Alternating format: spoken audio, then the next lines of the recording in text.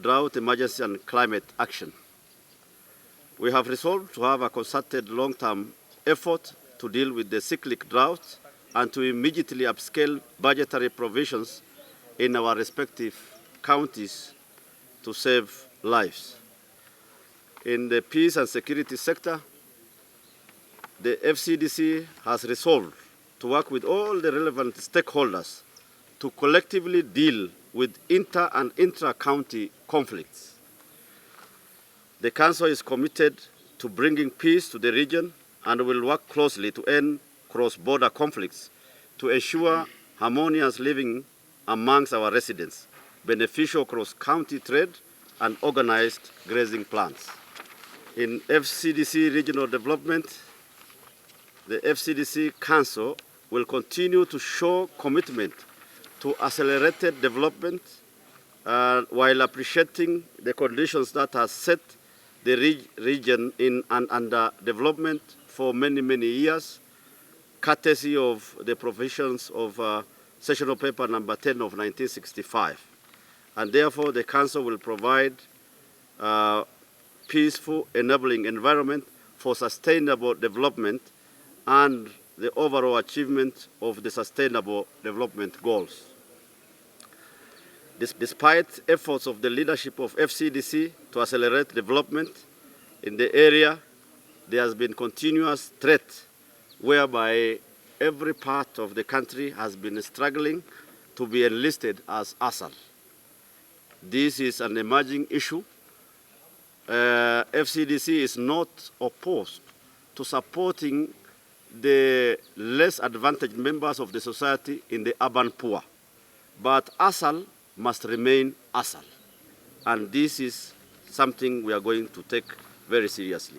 In the Equalization Fund, we note that this disbursement has delayed for several years and has impacted negatively development efforts which have been planned through this initiative.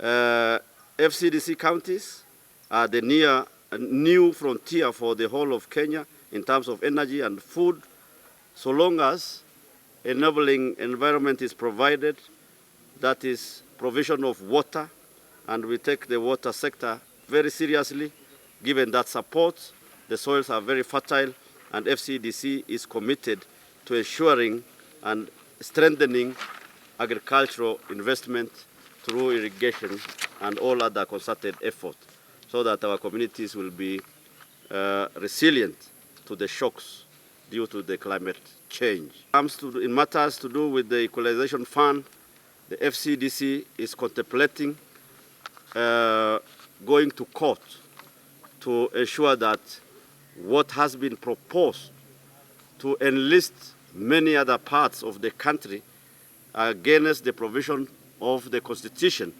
will not be encouraged and has to be stopped. Frontier counties, I want to say, these are pastoral communities. And as at now, and you know, these are communities that depend on pastoralism. When all the, or 80% of the livestock owned perishes, then it will mean over 80% of the households in this region are affected. We cannot say exactly how many households, but 80% of the population is in severe need of emergency support. You have seen the clips on the televisions where people can't walk, where malnutrition is very high, kids not going to school, schools closed.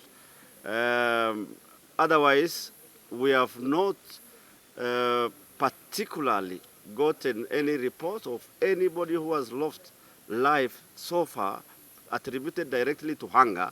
But when somebody is hungry, even a small call or any attack, will set somebody off balance. In consultation, what is it that we can do differently to reverse this narrative of year in, year out, firefighting matters to do with hunger because of the climatic conditions. Consultations are at high level, and we thank the government is taking it very seriously. We have asked the government and partners if we can invest in different issues to do with, say, water, large water dams, whereby people can do irrigations and these kind of things. Investment, large investments in water, I think is the solution. Resources set aside for fighting hunger and difficult climatic conditions in northern Kenya and FCDC counties must be for that purpose. You know the number of ASAL counties. There are historical issues to that. So we are saying what has been set out in the Constitution, the Equalization Fund, is to speed up development in those areas for the next 20 years after 2010, so that those areas can catch up.